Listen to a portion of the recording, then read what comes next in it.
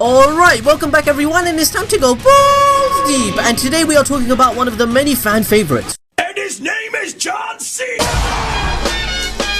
So as always in these videos, we are going to explain to you facts, trivia and information you may not know about Tobirama. Now of course, some of the stuff you may already know since you're a knowledgeable Naruto fan, but some people out there may not know the small details regarding the series. With that being said, I'd appreciate if you'd smash that like button as well as telling me who to cover next. But before you suggest something, I have a whole playlist of all the characters we have covered that you can binge, like Gaara, Rock Lee, everyone. So please check it out.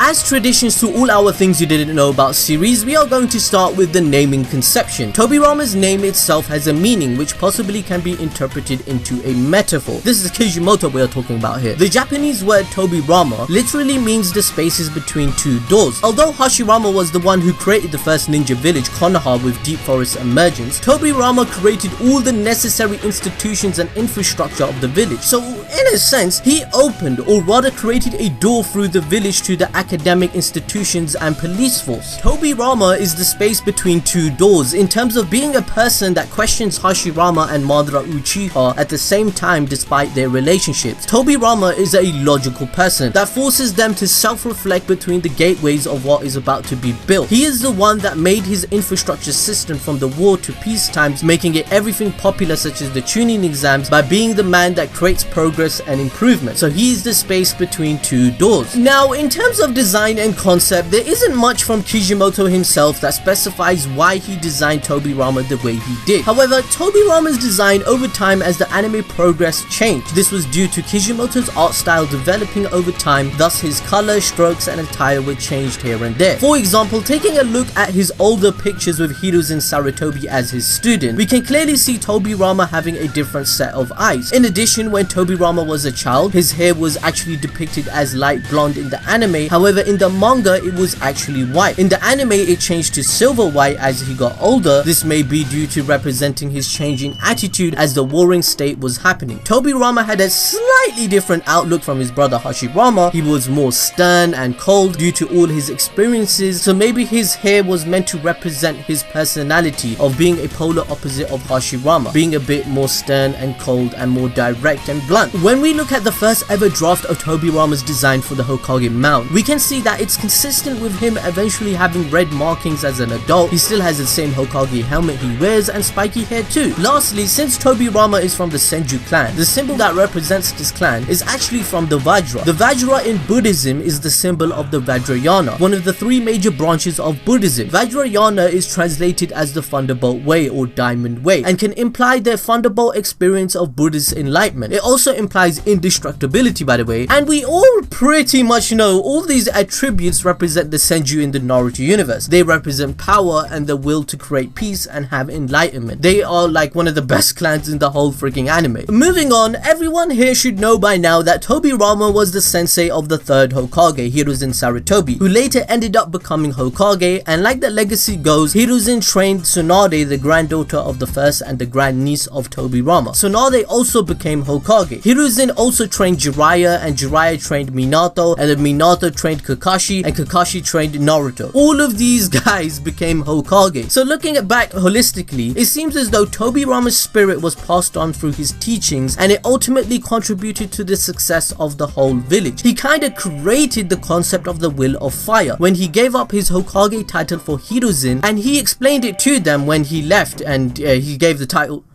I'll just delete that last bit.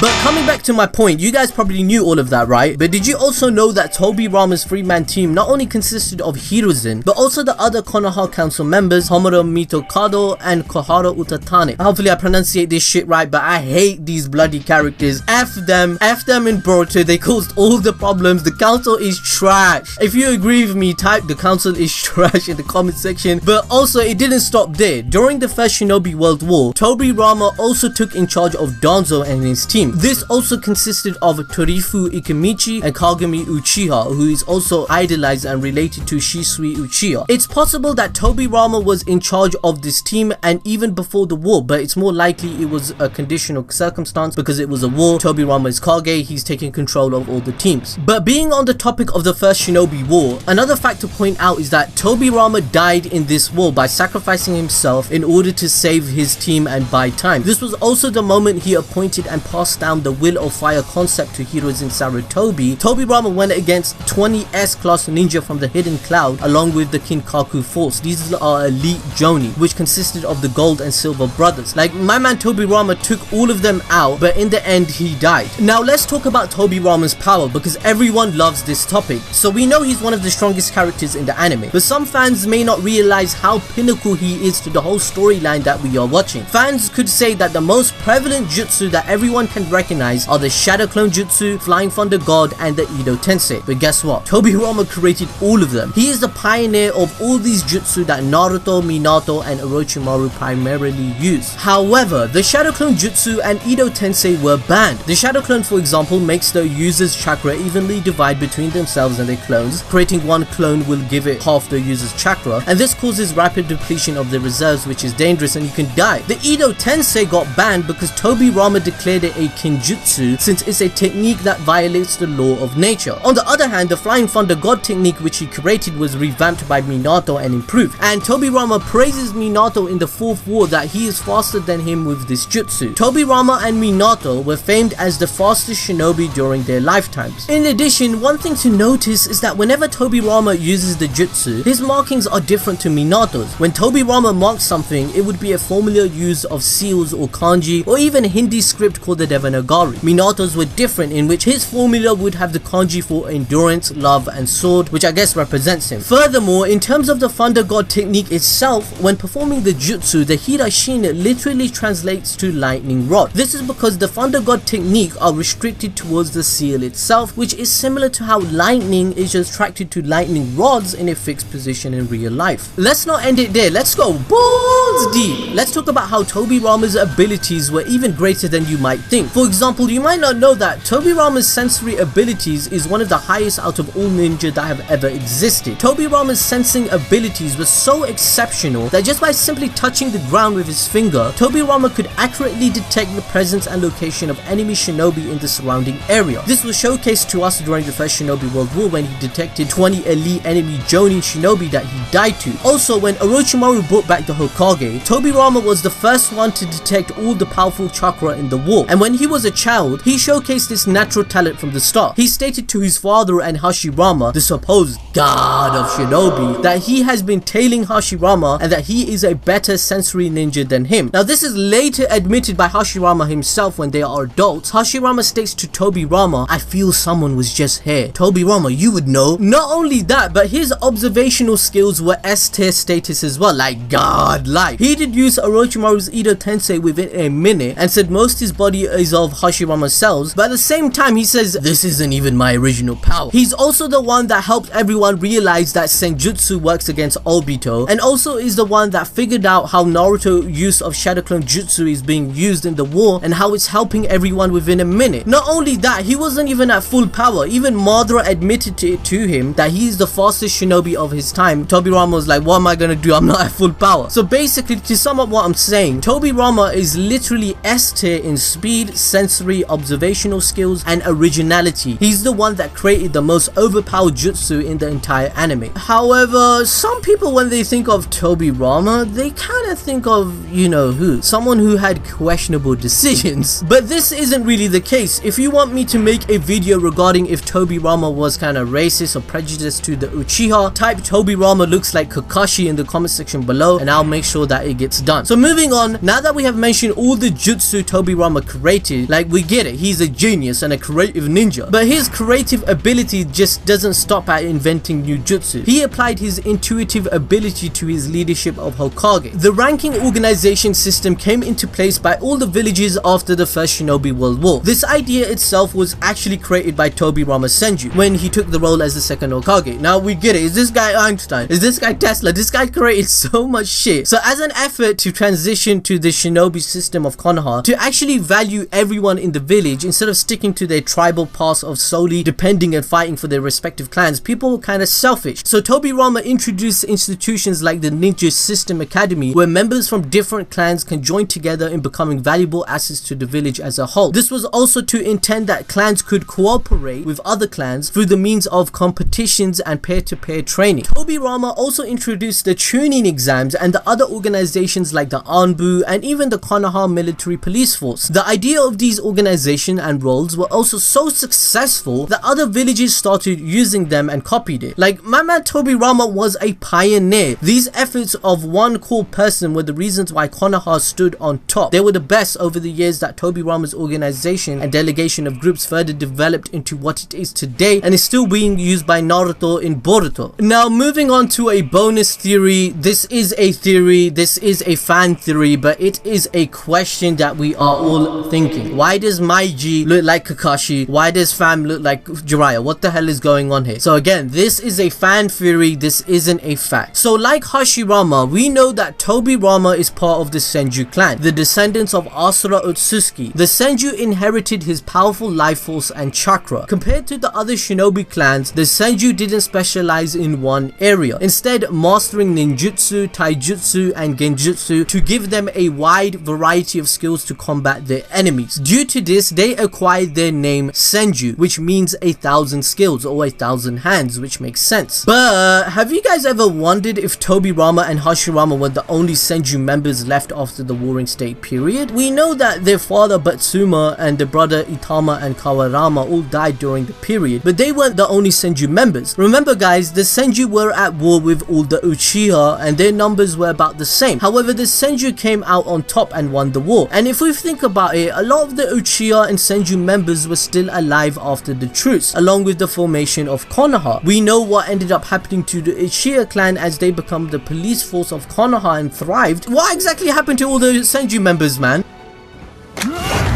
Like, where did all the Senju members go after the war? The Uchiha were in Konoha. Did they just up and leave? Wait, what happened? Oh my god. So, well, there isn't any solid information apart from a couple of theories. The biggest one was that most of them scattered outside of the village, and the ones who remained integrated with other clans, because sometimes we forget that most of the members of the village, they are all cousins and related. Like, Uzumakis were slated to be the distant relative of the Senju, yet this actually encouraged marriage between them rather than discourage it. Interbreeding within clan wasn't seen as something negative. This also applied to every other clan, like the Uchiha who married their cousins. Likewise, when the Hyuga clan and others, marrying your family was actually cool.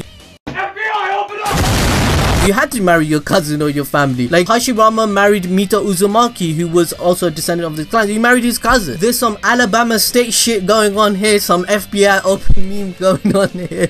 I don't know what to say. But this also kicked off the fan theory within the Naruto community of the thought that Tobirama is actually related to Jiraiya and Kakashi in some way. What did you say? So the story goes like this. Tobirama got married a bit later than his elder brother Hashirama, giving him a son and a daughter. His son was the father of Jiraiya and his daughter was the mother of Kakashi's father, Sukuma Hokatake. So some people are saying this. So this started with the basic reasoning of them having white hair, and with Jiraiya along with being the same age as Tsunade, the granddaughter of Hashirama. Jiraiya also has red markings on his face similar to Tobirama. This is a culture thing, maybe it's a trend within their clan. And to top it all off, all of Jiraiya's nature type aligned with Tobirama's nature types. There are a lot more reasoning for this theory, but it also needs to be on a separate video. Kakashi's relation will also be explained, so if you want us all to go into a fun theory, fan theory, fun shit going on, let me know in the comment section below. But we know that affinity types such as the chakra types is all blood genetics. So what if the Senju clan were interbreeding with other clans and they kind of made the Hatake clan? Hatake is a clan, right? What if some blood relation is going on here and it got passed down from Tobirama's genetics? It kind of makes sense. Every single ninja is a cousin when you look at the hierarchy and the whole blood system. So I don't know, man.